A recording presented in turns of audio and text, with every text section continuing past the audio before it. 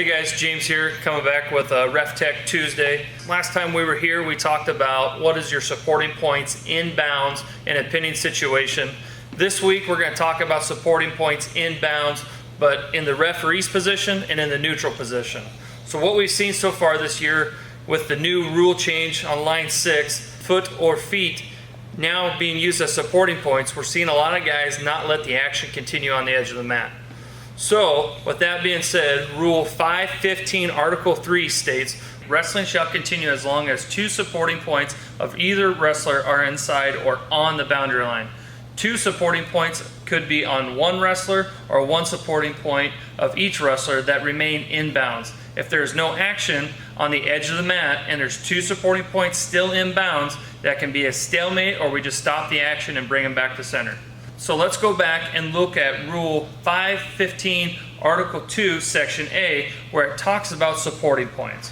So we got knee or knees, the side of the thigh, the buttocks, the hand or hands, the head, and then line 6 again is new this year, foot or feet. So let's go to the mat and let's look at some situations where we're still inbounds. So in this situation here, the defensive wrestler is maintaining 2 hands inside the cylinder, and the top wrestler is going to spin behind.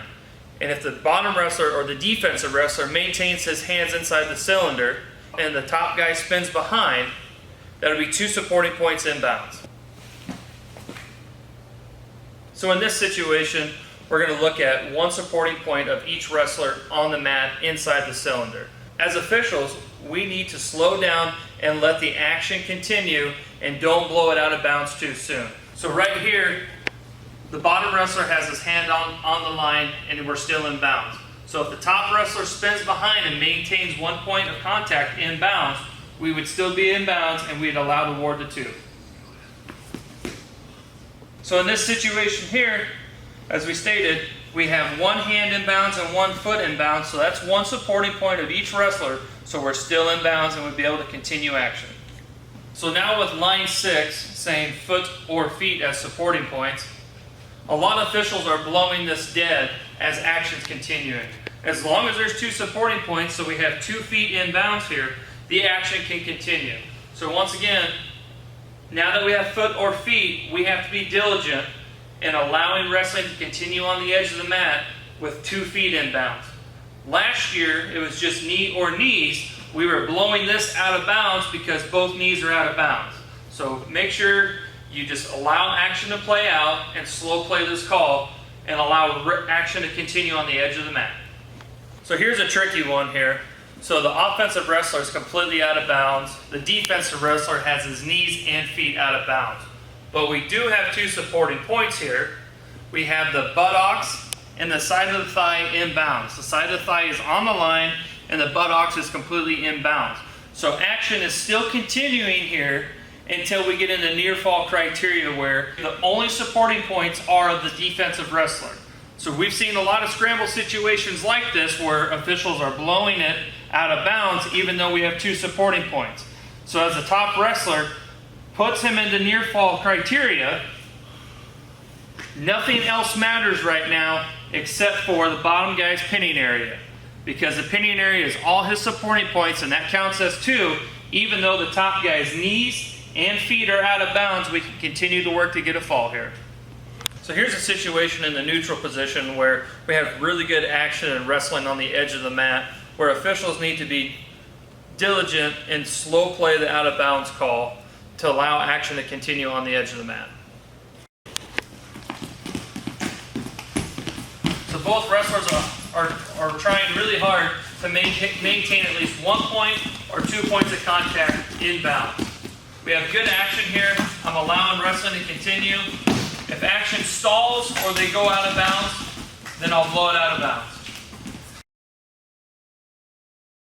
So in this situation here, we're going to talk about potentially dangerous or a stalling call when the top guy throws a leg in a ride situation when the bottom guy stands up.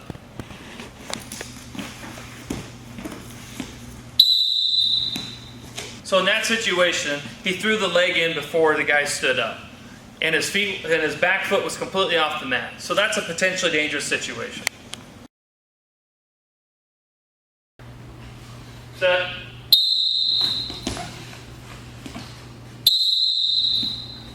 So in this situation, the top guy threw the leg in intentionally to create a potentially dangerous situation.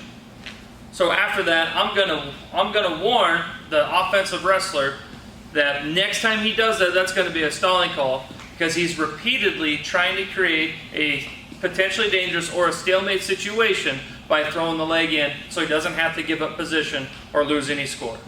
Set. Stalling, green. The reason why I called stalling there is because he did that multiple times, and he's doing that intentionally so he doesn't have to give up position or lose an escape, and the red wrestler would get 1 point. So in that situation there, I immediately stopped it for potentially dangerous because his feet left the mat. But then I also hit him for a stalling call because he's using that as a bailout process to not give up position or to not give up any points. Next I want to talk about is a takedown situation. So if you look at illustrations 27 and 28 in the rule book, it shows where a guy got in on a deep single leg and that bottom wrestler's sitting on his butt, and he comes over with his foot and he hooks the legs. So I'm going to talk about how you feel control in this situation. So here in this situation, green took a really good shot and has control of that bottom leg so far. He still hasn't locked. Red has hooked the foot now, but if you look at illustrations 27 and 28, red needs to get his hips up off the mat and kind of coddle the hips a little bit before I'm going to award control. So as red builds up, now I'm going to award 2, even though green still has the leg here. So green still has a deep single leg in this position. Red is trying to attempt to hook the leg there. And even if he does get it hooked, I'm still not going to award the 2 there. Even if he does get his hips up off the mat, I feel like he doesn't have position because green still has that foot over there. So in a scramble situation, as kids are getting better and developing more, I feel like green still has a lot of control here by having that leg in that position.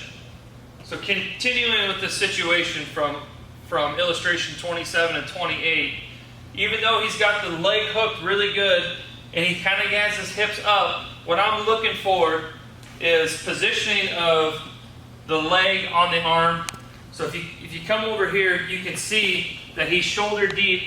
And so if red starts to bring his hips up on top, blue's going to be able to throw that over the top right away. So we still don't have control.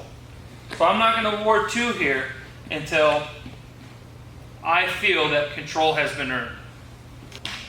So in illustrations 27 and 28, there's multiple scenarios that can happen when the bottom wrestler gets that single leg and the top wrestler hooks that back foot. So us as officials, we have to be diligent and really hold that call until we're very confident that red can get his hips up and he can maintain control.